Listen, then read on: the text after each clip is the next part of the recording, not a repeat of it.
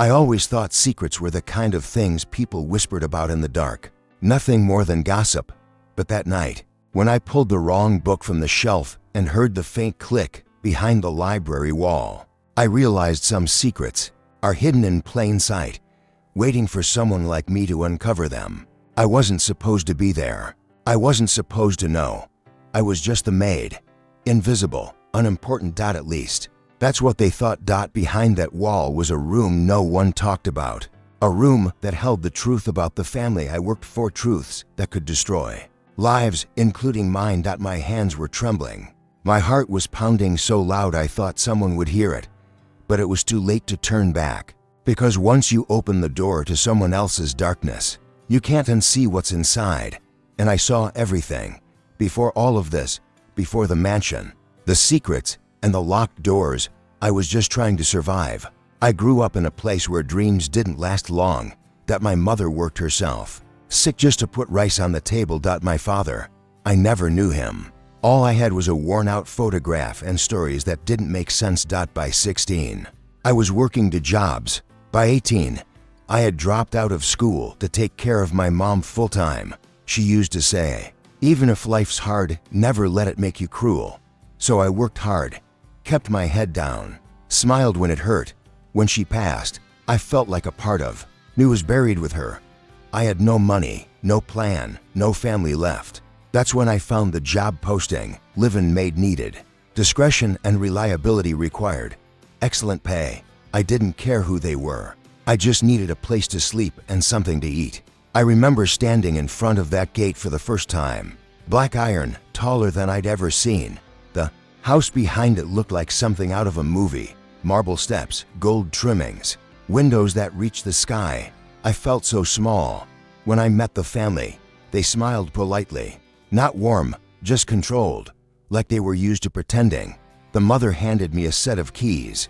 The father barely looked at me. The son, maybe 8 years old, peeked from behind the staircase like he wanted to speak but didn't know if he was allowed. From day one, I understood the rules. Speak only when spoken to. Stay out of the private areas. Keep everything clean. And never, ever ask questions. At the time, I didn't think much of it. I thought I had finally found a safe place to start over. I was wrong. Working in that mansion felt like stepping into a different universe. Everything was too quiet, too perfect. Marble floors so polished you could see your reflection. Chandeliers that sparkled like frozen stars. Fresh flowers delivered every morning, only to be thrown out the next day. I remember cleaning a bathroom that was bigger than the 1-bedroom apartment I grew up in. There was a golden faucet shaped like a swan, a heated towel rack. Even the toilet paper looked expensive. The family lived in a kind of luxury I couldn't even imagine. The mother had a new designer outfit every day. The father disappeared for days at a time, then came back with gifts no one thanked him for. And the boy, he barely spoke, but his eyes said more than words ever could. Sadness, loneliness, fear. Maybe. There were strict routines. Breakfast at 7:30. Dinner sharp at 8. Staff were not to be seen unless summoned. I stayed in the small room behind the kitchen. No windows. Just a thin mattress and a clock that ticked too loud at night. Still, I kept telling myself, you're lucky you have a job. You have food. Don't ask for more. But even in all that silence, I couldn't help but feel something was off. The house was beautiful, but it felt hollow, like everyone inside was playing a part in a story they didn't believe in. One day, I passed by the grand library, a room with floor-to-ceiling books, untouched and always locked. The mother said it was the family's private study, but I noticed no one ever went in. No dust, no fingerprints, nothing ever moved. That was the first time I felt it, that strange pull in my chest, the feeling that this house was hiding something, and one day, I'd find it. It started small, things that didn't make sense until they did. One morning, I was dusting the hallway near the father's office when I heard raised voices, muffled, angry, almost panicked. Then silence. When I knocked gently to ask if they needed anything, the door opened just a crack. The father's face appeared, calm to calm. Everything's fine. Go clean something else. His voice had the sharpness of a man used to being obeyed. A few days later, I noticed one of the other maids had vanished. Clara, sweet, quiet, always on time, gone without a word. When I asked about her, the cook shrugged and said, "She probably left in the night. Happens sometimes." But Clara wasn't like that. She was saving for her sister's surgery. She wouldn't just leave. Then there was the guest, a man in a tailored suit who arrived late one night. He didn't stay in the guest room. Instead, he went directly into the library with the father and didn't come out for hours. The next morning, I found a heavy ashtray knocked over on the floor just outside the door. There was a single speck of dried blood on the carpet. When I bent down to clean it, I heard a voice behind me. The mother, "Don't clean there, I'll take care of it." She smiled, but it didn't reach her eyes. I started noticing more. The family had multiple passports hidden in a drawer behind the liquor cabinet. The labels in the pantry were sometimes in different languages: Russian, French, ones I didn't recognize. There were shipments that arrived in unmarked boxes, but were never opened in front of staff. And then there was the boy. He would sometimes draw strange things: a man with no face, a locked door with red light spilling underneath.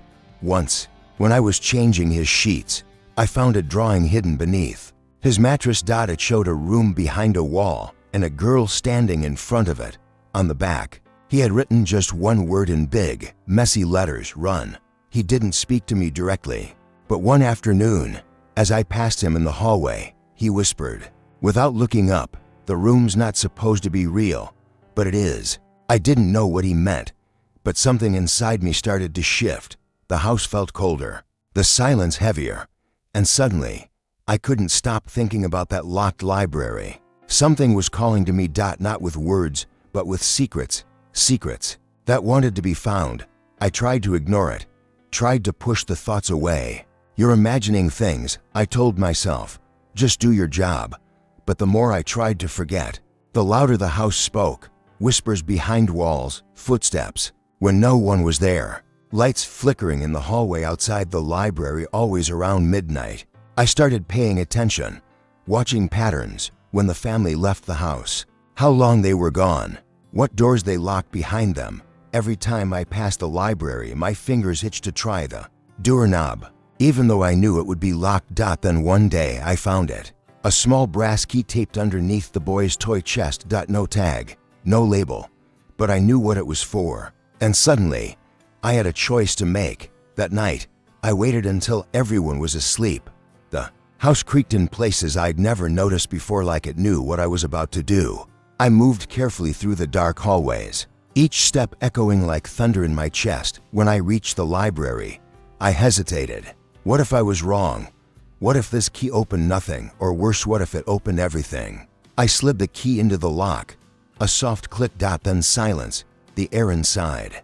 The library was different: stale, still, untouched. Books lined every wall, not a speck of dust on them, which made no sense. I ran my hand along the shelf and felt something shift. One of the books didn't quite belong. It was heavier. Fake. When I pulled it, the entire shelf clicked and swung open just an inch. I froze. My breath caught in my throat. There it was, a hidden passage, narrow, dark, and cold as stone. I should have turned back. Every instinct screamed at me to leave, but I stepped inside. The hallway stretched longer than it should have. The air was thick with the smell of old wood and something metallic. At the end was a door, steel, not wood like the rest of the house. When I opened it, what I saw didn't make sense. Stacks of cash, locked cabinets, framed photos of people I didn't recognize, newspaper clippings, scandals, disappearances, names crossed out in red pen. And then a wall of monitors, all showing live footage of rooms in the house, even mine. They were watching everyone, including me. My hands shook. I backed away slowly, but it was too late. The house wasn't silent anymore. Somewhere behind me, a floorboard creaked. Someone knew I was there, and I had just crossed a line I couldn't uncross. I didn't have time to think. I slammed the steel door shut and ran back down the passageway, heart pounding so hard I could barely breathe. When I reached the library, I froze. The door was wide open, and standing in it was the father. He didn't look surprised. He didn't even look angry. He just smiled, that made it worse. So much worse. Curiosity, he said, walking toward me slowly, is dangerous in a house like this. I backed away, but there was nowhere to run. How long have you been spying on us? He asked calmly, as if we were discussing weather. I tried to speak, to explain, to lie, anything, but no words came out. Then the mother appeared, her arms crossed, expression unreadable. She glanced at the hidden doorway behind me, then at her husband. They exchanged a look. It lasted a second, maybe less, but it said everything. They had a plan for situations like this. You could have just stayed quiet, she said. We gave you a job, a home, and now you've put us all at risk. That's when I realized this wasn't about embarrassment. It wasn't about money. It was about something bigger. Something darker. The father stepped closer. Where are the files? I shook my head. I hadn't taken anything. I barely understood what I'd seen, but it didn't matter. They didn't believe me, or maybe they just didn't care. Suddenly, I heard footsteps, fast, light. The boy, he burst into the room, breathless, eyes wide. Stop, he shouted. She didn't do anything. I told her. I drew it. Everything stopped. The room fell silent. The father's jaw clenched. The mother looked, afraid. And then I knew the boy had seen things. Things they tried to keep from him.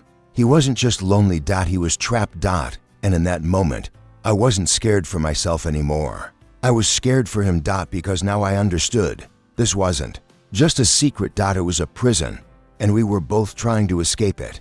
The boy's scream echoed through the library, louder than it should have been in a house so used to silence. His small body stood between me and them, shaking, but unmovable. And then, something shifted. The father didn't yell. He didn't threaten. He just looked at his son like a stranger.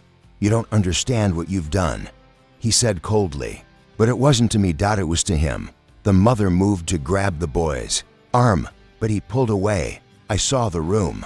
I know what you're doing. He looked at them with the kind of pain no child should ever carry. You lied to me. Everything spilled out at once. They weren't just rich, they were laundering money through offshore accounts, covering for politicians, and worse, blackmailing people using the surveillance system hidden in the house. Celebrities, judges, even other families like theirs. And that secret room behind the library, it wasn't just a vault.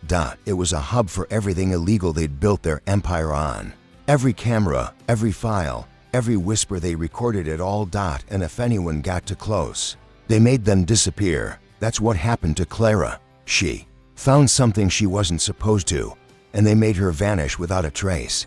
They used their wealth not to protect their family, but to protect their lives. The boy knew more than I realized. He'd pieced things together over the years, drawings, overheard conversations, strange visitors. He was never allowed to leave the property, not even to go to school. They said it was for his safety, but now I understood. They were keeping him quiet, and now both of us knew too much. The father turned to the mother. She can't leave this house. The words hung in the air like a death sentence. My heart stopped. I looked at the boy. He looked at me. And without another word, he ran. Not away, but toward the hidden passage. He knew the way, and in that moment, I followed. We ran through the dark hallway, breath ragged, adrenaline burning through fear. Behind us, the sound of footsteps, heavier now, faster. They were coming, but we weren't running blindly anymore. We had a plan, and most importantly, we had the truth. And if we made it out of that house, we would make sure the world knew it too. We ran until our lungs felt like fire, through narrow halls, twisting stairwells, doors that slammed shut behind us. But somehow, we made it outside. The night air hit my face like cold water. I hadn't realized how long I'd been holding my breath, not just in that moment, but for months, maybe years. The boy, he clung to my hand like it was the only thing real. And maybe it was we had no plan, no money, no phone, but we had each other, and we had the truth. We found an old groundskeeper's shack near the edge of the property, hidden behind vines, nearly forgotten. That's where we waited. Where we breathed, and where we made a decision.